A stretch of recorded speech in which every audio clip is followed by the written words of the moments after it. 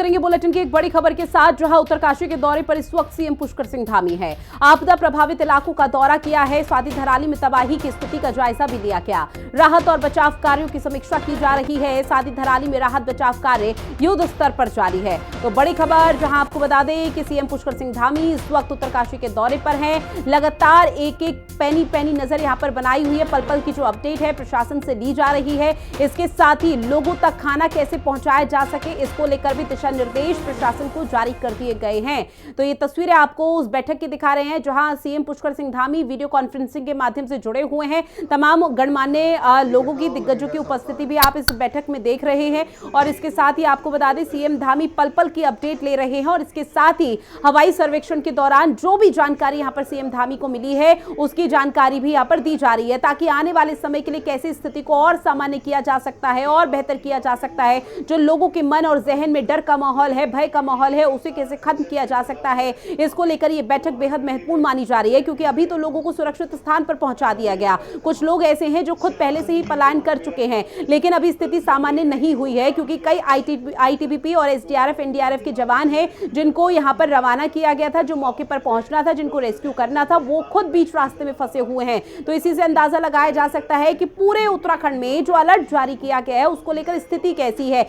न सिर्फ उत्तरकाशी, बल्कि उत्तरकाशी से सटे हुए इलाकों में भी ऐसी स्थिति है कि लगातार बारिश हो रही है, जिसकी वजह से किस तरह के कदम धरातल पर उठाए जा सकते हैं, इसी को लेकर सीएम पुष्कर सिंह धामी लगातार नजर बनाए हुए हैं। और ऐसे में आपको बता दें कि सीएम पुष्कर सिंह धामी ने जो नजर बना के रखी है, उसको लेकर प्रशासन के आला अधिकारियों को दिशा निर्देश यहां पर जारी किए जा रहे हैं। क्योंकि हालात अभी सामान्य नहीं हुए हैं, हालातों को कैसे सामान्य किया जा सकता है, इसको लेकर भी यहां पर एक एक अपडेट ली जा रही है। और ऐसे में जो अभी, क्योंकि जानकारी ये भी सामने आई है कि कुछ ऐसे प्रशासन के अमले हैं, अधिकारी हैं, जो फिलहाल यहां पर रेस्क्यू कर रहे थे, लेकिन वो भी लापता हो गए हैं। अब उनकी खोजबीन भी यहां पर शुरू कर दी गई है।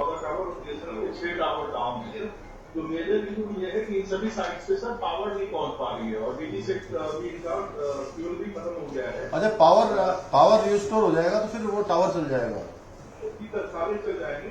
और एक पावर कनेक्टिविटी हम लोगों ने दे रखी थी, तो पहले कट का सिर्फ 2 लोकेशन पे वो सर कट अभी भी एक्सपोर्टेड है, मनाली और खकवाली। कुछ देर पहले सर हम लोगों ने रिस्टोर कर दिया बरेली से खकवाली पे, तो 90% of the need of restore की कोशिश कर रहे हैं। तो सर आज 12 बजे तक काफी अच्छी स्थिति में होंगे। मीनाक्षी जी, क्या स्थिति है वहाँ? सर हमारे दिनों से हीना तक का जो लाइन है, ये यूजेबीएन की कंट्रोल में है सर। यूजेबीएन की टीम उसमें लगे हुए हैं और हीना से लेकर के गंगोत्री तक यूपीसी पे है, जेबीजे भी है और जेबीजे भी है। तो उसमें अलग अलग टीम लगे हुए, सब 4 टीम टोटल है। 2 टीम में एक कर रहा है। तो यहाँ से मैं डायरेक्टर ऑपरेशन को भी वहाँ के लिए रवाना कर रहा हूँ उसे। ऑलरेडी वहाँ पर चीफ इंजीनियर बैठ करके मोर्चा कर रहे हैं, बट डायरेक्टर ऑपरेशन को ये इंस्ट्रक्शन दिया कि वहाँ पर चाहिए।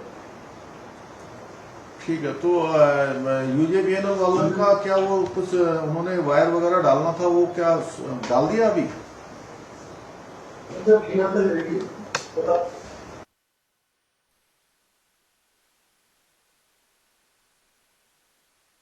जानकारी भी ली जा रही है। और न सिर्फ उत्तरकाशी, बल्कि उत्तरकाशी से सटे हुए जो इलाके हैं, वहां के भी आला अधिकारी इस बैठक में अपनी उपस्थिति वीडियो कॉन्फ्रेंसिंग के माध्यम से दर्ज कराते हुए नजर आ पा रहे हैं, जिनसे ये जानकारी ली जा रही है कि जो लगातार मूसलाधार बारिश पहाड़ी इलाकों में हो रही है, वहां पर अभी फिलहाल क्या स्थिति है। इस बीच सीएम धामी का क्या कुछ कहना, वो भी आप सुनिए। अभी जो हमारा कल धराली की आपदा आई है, उस आपदा में सभी एजेंसियां हमारी वहाँ पर काम कर रही है। सेना के लोग भी काम कर रहे हैं बचाव और राहत के काम में। आईटीबीपी भी लगी है, एनडीआरएफ, एसडीआरएफ और स्थानीय लोग, सभी लोग आगे आकर, हमारे जनप्रतिनिधि भी, सभी लोग बचाव के काम में लगे हैं। कल लगभग 130 के लगभग लोगों को रात को रेस्क्यू किया गया है और अभी लगातार खोजबीन जारी है। रास्ते में चूँकि काफ़ी ज़्यादा मौसम ख़राब होने के कारण से अनेक स्थानों पर मार्गों का जो संपर्क है वो कट गया है और कुछ पुल भी जो है क्षतिग्रस्त हो गए हैं।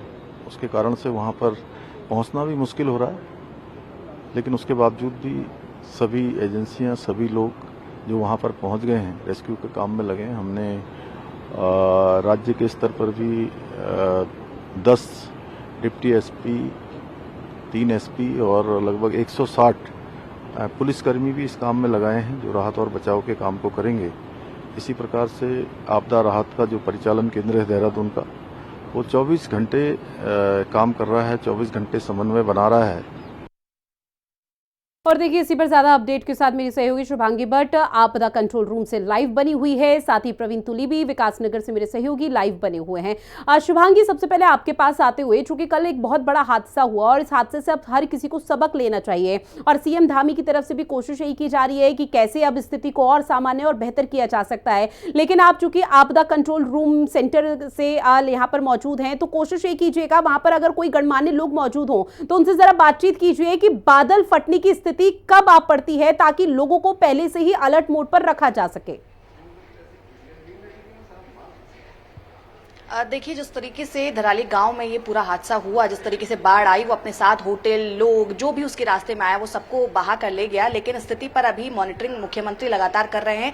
वो उत्तरकाशी पहुंच चुके हैं, वहां पर उन्होंने हवाई निरीक्षण किया और इसके साथ साथ अभी वो बैठक ले रहे हैं। क्योंकि मैं आपदा कंट्रोल रूम में इस वक्त मौजूद हूं, आपको मैं तस्वीरों में दिखाऊंगी कि अभी तमाम जो ये आपदा कंट्रोल रूम है, इसमें अभी तमाम जो बड़े अधिकारी हैं वो सभी इस बैठक में इस वक्त मौजूद है और अभी हमारा अंदर जाने की हमें अनुमति नहीं है। लेकिन बाहर से हम आपको तस्वीरें दिखा रहे हैं कि इस पूरी बैठक में डीजीपी भी मौजूद हैं, डीजीपी के साथ आपदा प्रबंधन सचिव हैं, सचिव भी मौजूद हैं, सचिव के साथ साथ अन्य जो भी पुलिस अधिकारी हैं वो सभी यहाँ पर मौजूद हैं, अन्य विभागों के लोग यहाँ पर मौजूद हैं, स्वास्थ्य सचिव यहाँ पर नजर आ रहे हैं इस बैठक में। तो सभी लोग जो है वर्चुअल रूप से मुख्यमंत्री के साथ जुड़े हैं और तमाम चीजों की जानकारी मुख्यमंत्री सभी अधिकारियों से ले रहे हैं कि क्या कुछ हालात अभी बने हुए हैं। क्योंकि जिस तरीके से मुख्यमंत्री ने भी बताया कि स्पेशल टीम्स यहाँ से उत्तरकाशी जो है वो भेजी गई हैं, जो कि अब वहां पर रेस्क्यू अभियान चला रही हैं। 150 से ज्यादा लोगों को वहां से रेस्क्यू अभी तक कर लिया गया है। लेकिन अभी चुनौती ये है कि बारिश का अलर्ट भी है और उत्तरकाशी के उस धराली गांव के अलावा भी अब वहां पे जानकारी मिल रही है कि जो अन्य वहां पर रास्ते हैं, जैसे गंगोत्री जो राष्ट्रीय राजमार्ग है वो अवरुद्ध हो गया था,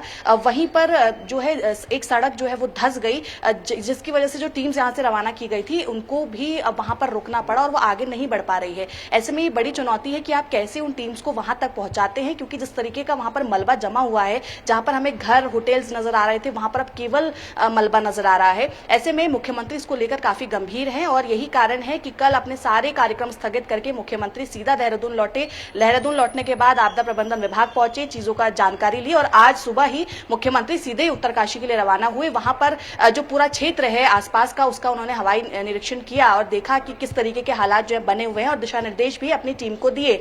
ऐसे में अभी क्योंकि मुख्यमंत्री वहां कैंप में मौजूद है और कैंप से वो वर्चुअल रूप से अपने तमाम लोगों से, जिलाधिकारी से और अन्य जो लोग हैं, जो अधिकारी अभी मैंने आपको तस्वीरों में दिखाए, उनके साथ वो वर्चुअली जुड़े हैं और लगातार उसकी जानकारी ले रहे हैं कि क्या कुछ हालात इस वक्त बने हुए हैं, कहां कहां पर रास्ते अभी अवरुद्ध हैं और अगर कहीं पर रास्ते बाधित हुए थे तो क्या उन्हें खोलने का काम कर दिया गया है। जिन टीम्स को यहां से भेजा गया था, क्या वो टीम्स वहां तक पहुंच चुकी हैं। तमाम चीजों का जायजा लेते हुए मुख्यमंत्री नजर आ रहे हैं। जी बिल्कुल। और देखिए, ये बैठक जो हो रही है सीएम पुष्कर सिंह धामी की अध्यक्षता में, ये बेहद महत्वपूर्ण मानी जा रही है। प्रविंद्र, आपके पास आते हुए, जहां पर अभी आपकी मौजूदगी, हालांकि उत्तरकाशी उस क्षेत्र से बहुत दूर होगा, लेकिन इस बीच जो उत्तरकाशी में बड़ा हादसा हुआ, वो हादसा किसी और जिले में या क्षेत्रों में ना हो, इसको लेकर क्या अभी वहां पर कदम उठाए जा रहे हैं विकासनगर में?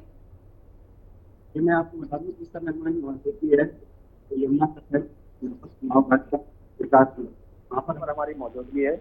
और अगर हम बात करें यहाँ से जो पहाड़ी क्षेत्र है, 10 किलोमीटर के बाद ही यहाँ से पहाड़ी क्षेत्र शुरू हो जाता है और उससे ऊपर वो डिस्ट्रिक्ट उत्तरकाशी तक का जो एरिया है वो बीच में पड़ता है।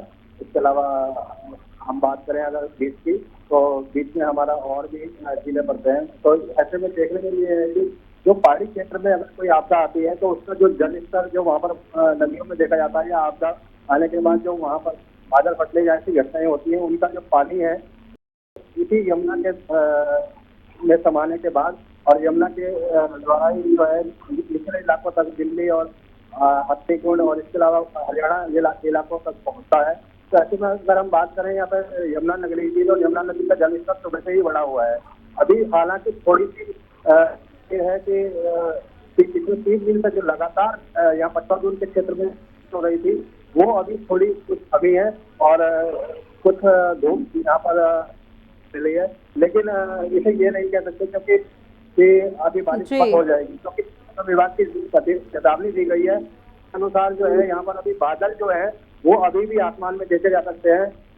ऐसे में ये नहीं कहा जा सकता कि बारिश अब जो है आने वाले समय में नहीं होगी। जी, निश्चित तौर पर। और ऐसे में शुभांगी, आप ही से समझने की कोशिश, क्या मौसम विभाग की तरफ से आगे आने वाले समय के लिए मौसम अनुकूल रहेगा, इस चीज को लेकर कोई भी बातचीत की गई है? या जहां पर, क्योंकि देखिए कल जहां बड़ा हादसा हुआ वहां पर मौसम की स्थिति को सामान्य होना बहुत जरूरी है, शायद उसी के बाद जो रेस्क्यू टीम है वो पूरी तरह से रेस्क्यू यहां पर कर पाएगी, तलाशी अभियान चला पाएंगे और मलबा हटा पाएंगे। लेकिन अगर मौसम वापस से बिगड़ता है, बारिशनुमा मौसम होता है, मूसलाधार बारिश होगी, तो निश्चित तौर पर बहुत बड़ी चुनौती उनके सामने होगी। बिल्कुल, देखिए 1 तारीख से 5 तारीख तक मौसम विभाग ने पहले ही अलर्ट जारी कर दिया था, और खासकर क्योंकि कल ये जब हादसा हुआ, जब बाढ़ वहां पर आई, तो उस दौरान भी अलर्ट जो है वो मौसम विभाग द्वारा जारी किया गया था। लेकिन किसी भी व्यक्ति ने सोचा नहीं था कि इस तरीके की त्रासदी जो है उस जगह पर आएगी। ऐसे में मौसम विभाग ने हालांकि 5 तारीख तक प्रॉपर अलर्ट जारी किया है, लेकिन अभी भी कई जगहों पर उन्होंने कहा है कि आने वाले समय में बारिश देखने को मिल सकती है। और यही कारण है कि अभी इस वक्त बहुत बड़ी चुनौती है उन टीम्स के लिए जो वहां पर पहुंची है, चाहे वो SDRF हो, NDRF हो, ITBP के जवान हो, सेना के जवान हो, या अन्य जो प्रशासनिक टीम वहां पर मौजूद है, उन सभी के लिए एक बड़ी चुनौती है कि वहां पर इस खराब मौसम के चलते आप जो लोग वहां पर चाहे वो मलबे की चपेट में आए हो, उनको वहां से रेस्क्यू करना हो, या वहां से लोगों को अन्य सुरक्षित जगहों पर पहुंचाना हो, ये अपने आप में बड़ी चुनौती है। और ऐसे में अगर मौसम साथ नहीं देता है, अगर और तेज बारिश होती है, तो कहीं ना कहीं ये रेस्क्यू अभियान में जो है बीच में कोई ना कोई हर्डल जरूर आएगा, क्योंकि ऐसे खराब मौसम में रेस्क्यू ऑपरेशन जो है वो नहीं चलाया जा सकता है। ऐसे में वहां पर क्योंकि बड़ा नुकसान हुआ है, जो पूरा बाजार है वो कहीं ना कहीं तबाह हो गया, जो वहां पर स्थानीय लोग थे उनके घर तबाह हो गए, वहां के उनके परिवारजन अभी तक नहीं मिल पाए हैं। 160 के करीब या 150 के आसपास जो है लोगों को अभी तक रेस्क्यू जरूर कर लिया गया है, लेकिन अभी भी संवेदनशील स्थिति जो है वो बनी हुई है। और एक बार आपको फिर से मैं तस्वीरों में दिखाऊंगी, क्योंकि सीएम जो है वो लगातार बैठक कर रहे हैं। अभी भी आपको एक और बार तस्वीरों में दिखाऊंगी कि वो देखिए, आप खड़े होकर वो जरूर तस्वीर में आप देखेंगे कि वो मुख्यमंत्री को पूरी ब्यौरा दे रहे हैं कि अभी की क्या कुछ स्थिति बनी हुई है। और ऐसे में इस तरफ भी आपको मैं एक बार तस्वीर में दिखाऊंगी कि डीजीपी जो है, डीजीपी भी यहाँ पर मौजूद है, अन्य आला अधिकारी भी यहाँ पर मौजूद है, और लगातार वो बातचीत कर रहे हैं, समन्वय बना रहे हैं कि किस तरीके से इस पूरे हालातों से निपटा जा सकता है, कैसे लोगों को इस पूरी स्थिति से बाहर निकाला जा सकता है, सुरक्षित स्थानों में पहुंचाया जा सकता है, और जो लोग घायल होंगे उनको कैसे जल्द से जल्द अस्पताल पहुंचाया जा सकता है। इसमें क्योंकि डीजीपी के निर्देश पर इस बार जो तमाम बड़े जो अधिकारी हैं पुलिस के, उनको जिम्मेदारी दे दी गई है। इसमें 2 IG हैं, 3 SP है, 1 कमांडेंट और 11 डिप्टी SP समेत 3 पुलिसकर्मियों को यहाँ से जो है रवाना किया गया, ताकि अगर वहां पर एक्सपीरियंस्ड जो अधिकारी हैं वो रहेंगे तो उनके नेतृत्व में बेहतर काम जो है वो हो पाएगा। लेकिन जिस तरीके से अभी हम देख रहे हैं कि उत्तरकाशी के जो अन्य क्षेत्र है वहां पर भी भूस्खलन हो रहा है, वहां पर भी कहीं ना कहीं हर्डल्स बीच में आ रहे हैं या रुकावट आ रही है, उसकी वजह से आधी टीम्स जो है वो उस जगह तक नहीं पहुंच पा रही हैं। ऐसे में अभी आज सुबह ही खबर आई थी कि गंगोत्री के पास भटवाड़ी, गंगोत्री हाईवे का जो भटवाड़ी जो एरिया है, वहां पर 150 मीटर तक हिस्सा जो है सड़क का वो पूरा धंस गया था, जिसकी वजह से वहां पर जो टीम्स थी वो आधे में ही रुक गई, और आधी टीम्स जो है वहां से नहीं जा पा रही है। अब कोशिश ये की जा रही है कि उसके आसपास के जो क्षेत्र है, चाहे वो हर्षिल की तरफ हो या फिर वो भटवाड़ी की तरफ हो, जहां पर भी भूस्खलन हुआ है, पहले तो भूस्खलन को साफ करवाया जाए। वहां पर रेस्क्यू टीम्स लगातार लगी हुई हैं, जिनको अब पहुंचना है धराली क्षेत्र में, तो पहले तो उनके लिए बड़ी चुनौती ये है कि आप रास्ते में जो भूस्खलन हुआ है उस भूस्खलन को हटाएं, और उसके बाद आप जाकर उसको पार करके आप उस क्षेत्र तक पहुंच पाएंगे। ऐसे में मुख्यमंत्री लगातार नजर बनाए हुए हैं, और प्रधानमंत्री ने भी आज एक बार फिर से मुख्यमंत्री से फोन पर बातचीत भी की है, और इस पूरी जो स्थिति भी है उसके बारे में मुख्यमंत्री से जानकारी भी ली है। यानी कि केंद्र से भी हमें पूरा सपोर्ट मिल रहा है, और केंद्र से भी साफ तौर पर कहा गया है कि अगर किसी भी चीज की जरूरत होगी केंद्र से तो वो जरूर उपलब्ध करवाई जाएगी। गृह मंत्री भी ये बात कह चुके हैं। बिल्कुल। और इस बीच अभी बीच में खबर भी यहाँ पर शिवांगी आई थी कि सीएम पुष्कर सिंह धामी ने इस दौरान पीएम मोदी से भी बातचीत की है, और उनको भी पल पल की अपडेट लगातार दी जा रही है कि मौके पर जो हालात हैं वो सामान्य हुए भी हैं या नहीं हुए हैं। प्रविंद्र, एक बार फिर से आपके पास आते हुए, विकास नगर में अगर मौसम के हिसाब से हम समझने की कोशिश करें तो मौसम क्या अनुकूल बना रहेगा आगे आने वाले समय के लिए? मौसम विभाग की तरफ से कोई बड़ी चेतावनी तो जारी नहीं की गई?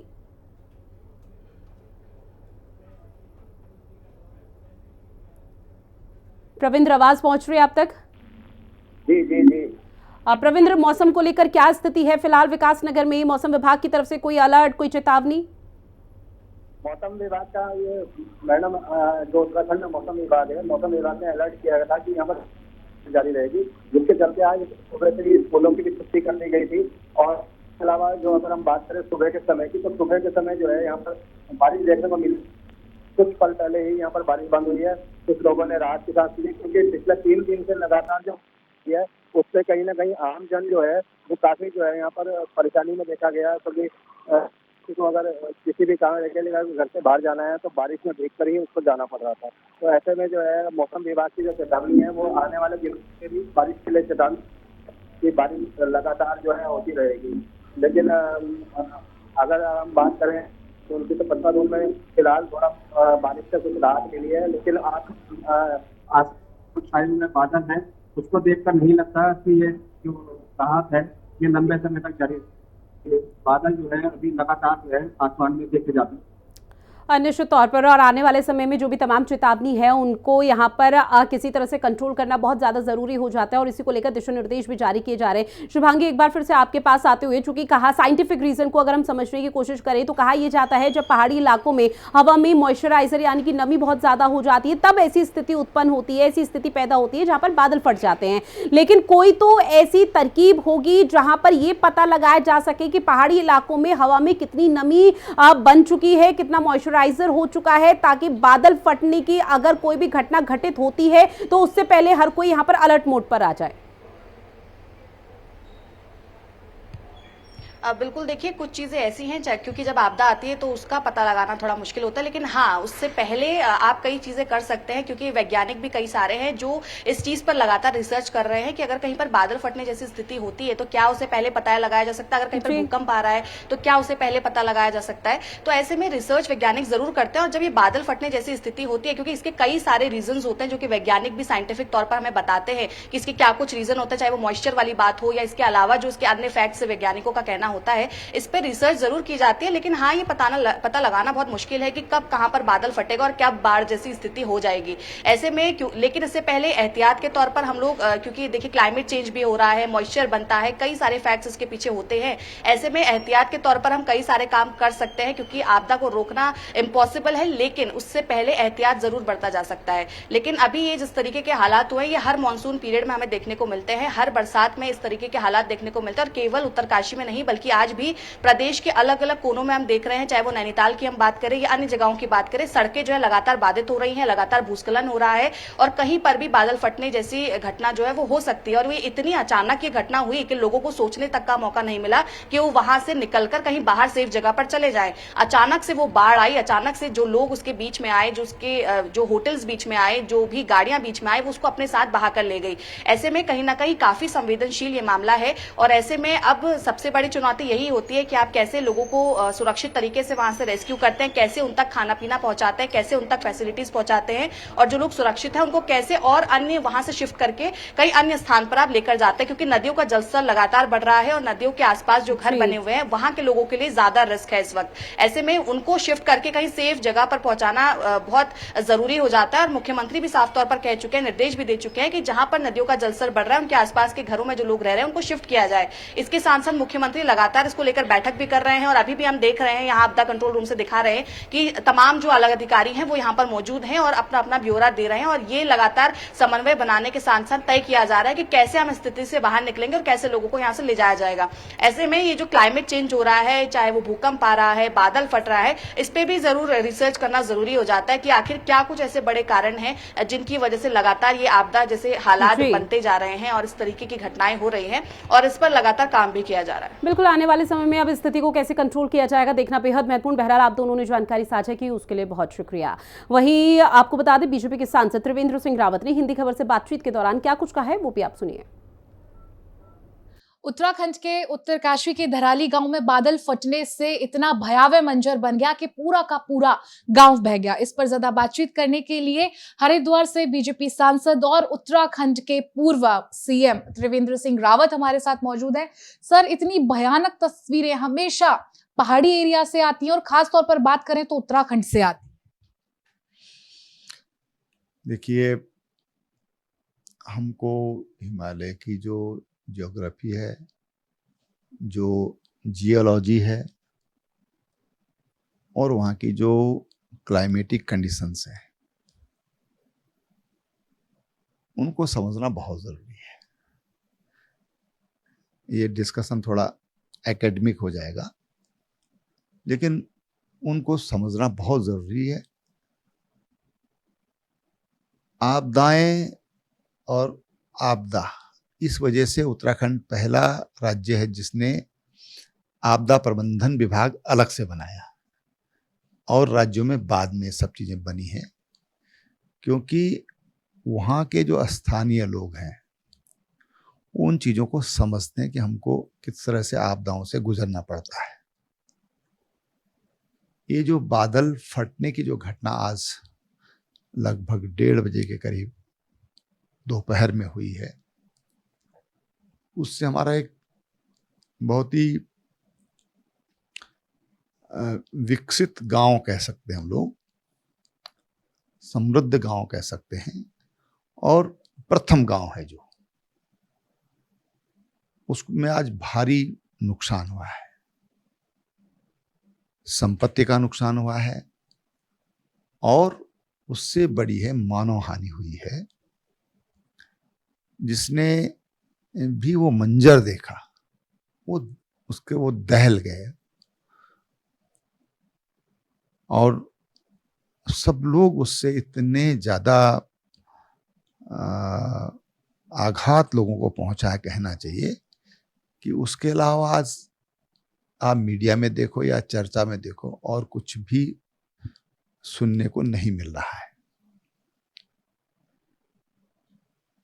जहां पर ये घटना घटित हुई उससे पहले उत्तरकाशी की तरफ लगभग 3 किलोमीटर की दूरी पर हरसिल नामक हमारा एक कस्बा है, जो सेना की भी वहाँ पर एक टुकड़ी वहाँ पर रहती है, उनका अस्पताल है वहाँ पर, अतिथि गृह है, या हम ये कहें कि उस वैली का, उस सीमा का वो बेस कैंप है, ये कह सकते हैं हम लोग।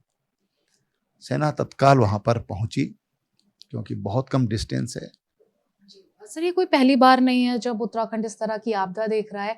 केदारनाथ देखिए, या हर साल जब मॉनसून सीजन स्टार्ट होता है तब उत्तराखंड इस तरह की आपदा से, इस तरह की त्रासदी से सामना करता है। तो इसका कोई परमानेंट सोल्यूशन क्यों नहीं तलाशा जा रहा है कि इस तरह की, क्योंकि प्राकृतिक आपदा है, इससे बहुत हद तक बचा भी जा सकता है। दूसरा सवाल इसी में ये कि क्या आपको लगता है कि जितना ज्यादा हम विकास की तरफ आगे बढ़ रहे हैं वो हमारे विनाश का कारण बन रहा है? देखिए, ये भी एक विषय है कि जितनी मानव दखल बढ़ती है तो प्रकृति को उसका नुकसान होता है। लेकिन अगर हम उत्तराखंड की आपदाओं का इतिहास पढ़ेंगे तो ये देखने में आएगा कि तमाम तरह की आपदाएं और बड़ी बड़ी आपदाएं उनका वहाँ पर इतिहास है। कई बार लोग तमाम तरह की बातें करते हैं, क्योंकि बहुत ज़्यादा डिस्कशन का विषय मैं इस समय इस पर करना नहीं चाहूँगा, लेकिन इतिहास इस बात का गवाह है कि इस तरह की आपदाएं ये उत्तराखंड में आती रही हैं। क्योंकि मुआवजे का ऐलान कर सकती है, क्योंकि लगातार सीएम धामी हो, पीएम मोदी हो, वो लगातार घटना का जायजा ले रहे हैं, लगातार कनेक्ट है उत्तराखंड से। क्या देखिए, प्रधानमंत्री जी का उत्तराखंड से एक विशेष तरह का लगाव है, और मैं मुख्यमंत्री रहा उत्तराखंड का, इसलिए मुझे पता है कि प्रधानमंत्री जी उसके लिए कितने संवेदनशील हैं, क्योंकि एक आपदा मेरे समय भी आई थी और प्रधानमंत्री जी कितना चिंतित होते हैं उसका मुझे संज्ञान है। लेकिन आपदा के तमाम मानक हैं जो मदद मिलती ही मिलती है, जैसे ही कन्फर्म होता है तो राहत उनके घरों तक पहुंचा दी जाती है। बातचीत करने के लिए बहुत शुक्रिया। कैमरामैन दीपक के साथ समीक्षा चौधरी, हिंदी खबर, दिल्ली।